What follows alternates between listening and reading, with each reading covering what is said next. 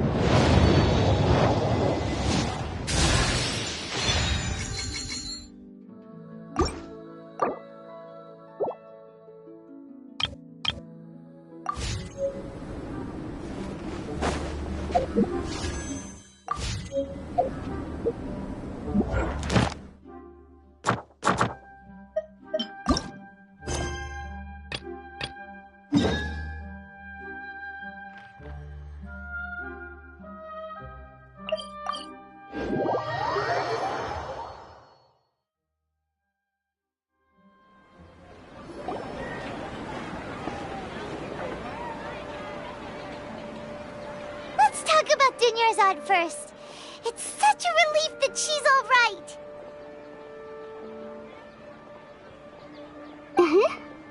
After we parted on the last day of the Sub-Zero's festival, I left the city and saw what the traveler had described. Among the countless dreams, I found one that was growing fainter and fainter. This proved my suspicion. Once Dunyarzad could no longer bear the Akasha harvesting her dreams, her consciousness began to dissipate. But this also meant it escaped the Akasha's control. Such a small fragment of consciousness can't last for very long, though. It will return to its original dream, where both will gradually fade until they completely disappear. I used all the power I had to keep her dying dream alive as long as possible.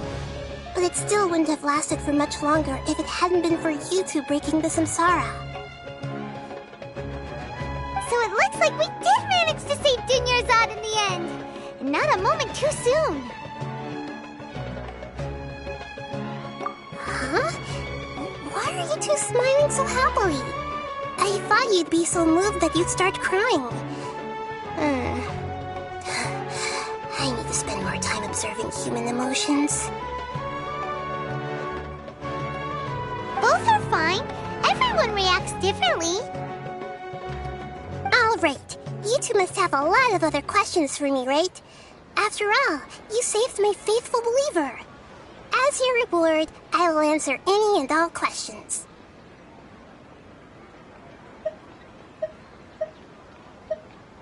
At the Avidia forest, there was this incense that made the traveler fall unconscious and dream of a huge tree and a red sky. You also heard someone's voice, right? It said world and forget me.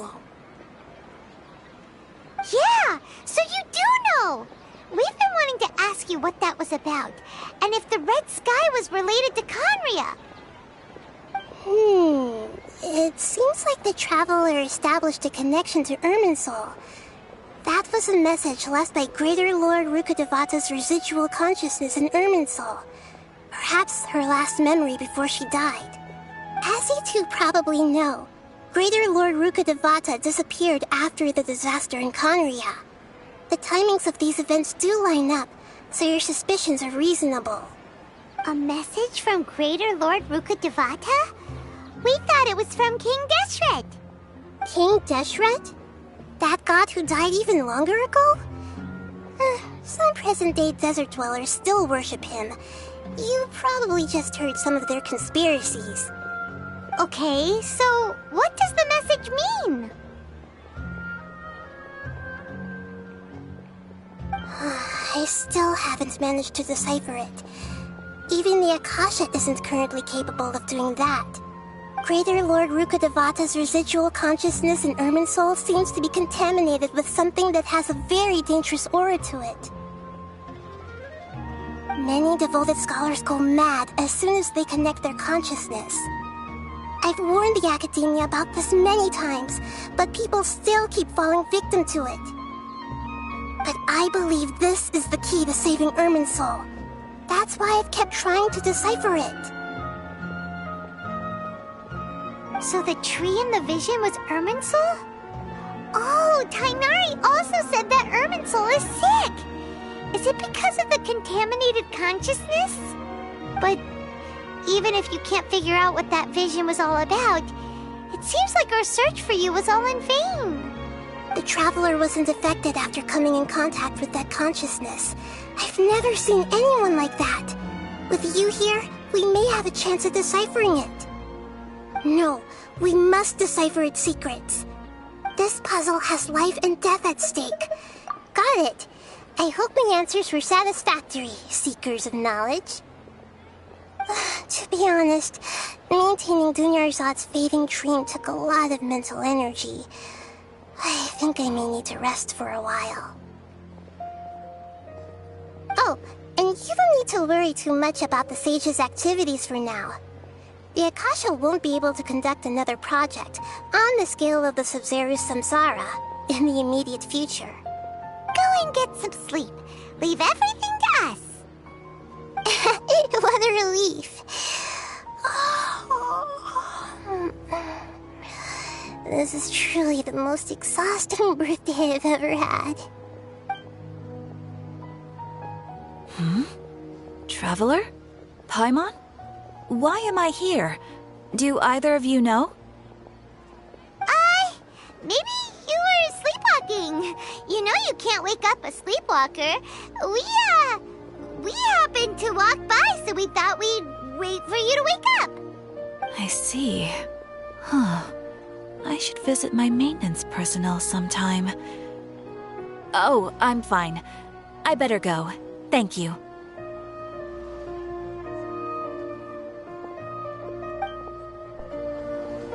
We've spent quite some time in Sumeru City, but ever since we last said goodbye to Lesser Lord Kusana,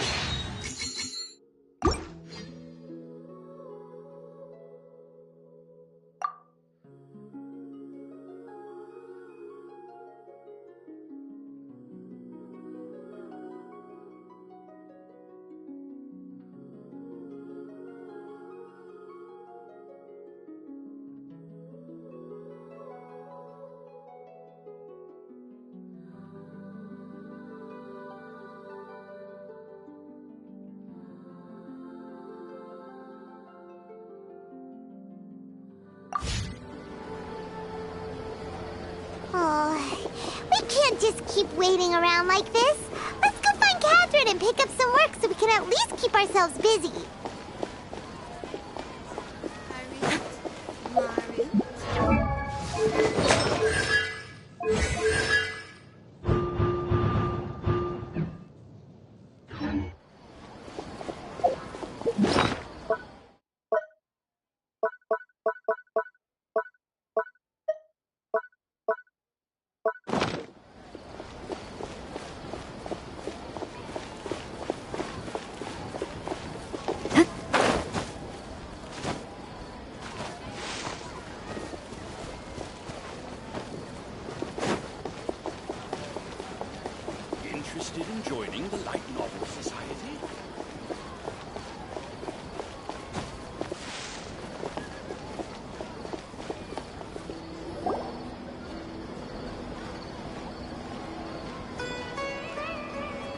Astra Avisask. We meet again, you two. Hi, Catherine. Do you have any commissions for us today? Commissions, huh? Let me think. Oh, how about this? Please attend the Academia's Academic Symposium this afternoon and recite a love poem on stage. Wait, say what now? And if possible, please also use your camera to capture the reaction of the audience upon finishing the poem. Huh? What kind of commission is that?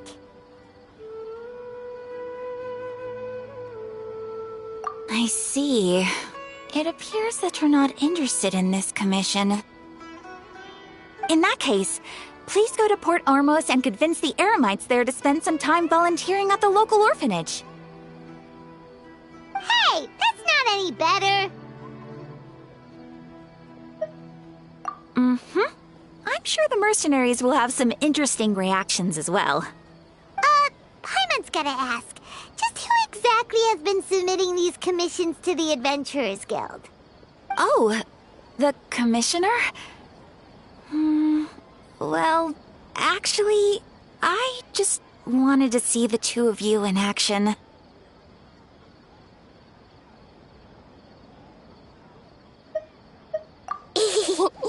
Was it so obvious?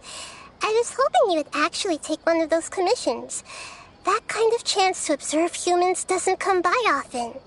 Ah, so it's Nahida. Paimon just knew Catherine wouldn't crack those kinds of jokes. When did you get into her head? From when she said, Ad Astra Abisask? So it's been you this whole time? Are you done resting up, Nahida? Yes. I've been sleeping ever since we parted ways, and I even had a really, really long dream.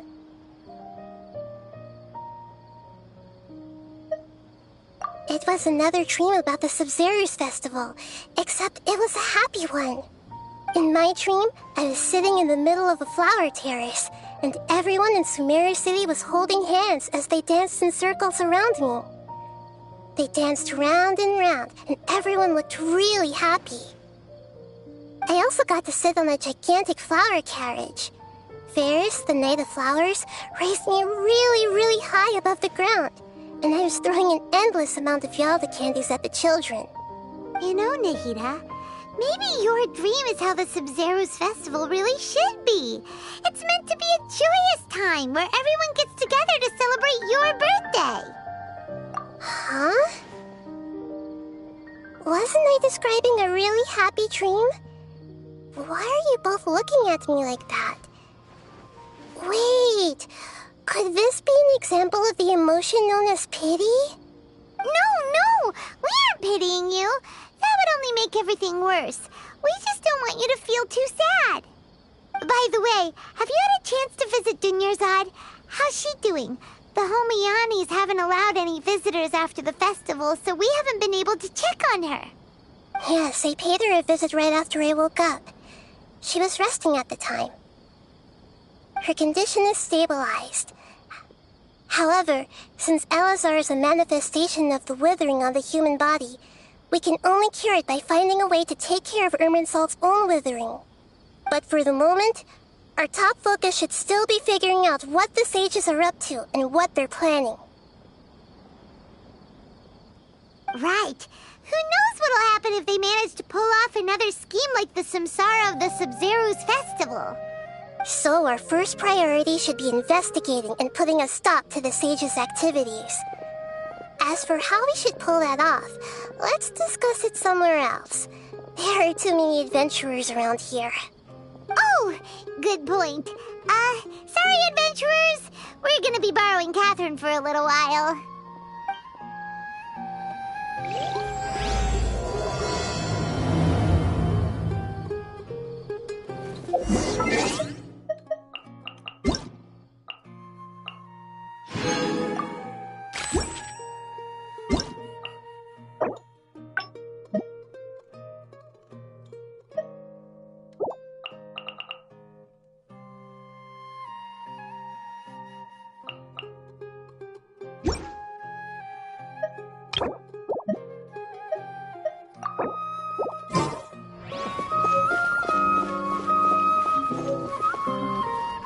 let's continue our chat here. Okay, so do you have any ideas on how we can investigate the sages, Nahida? Actually, I've already done a little bit of work on that. But for now, I want to hear your thoughts.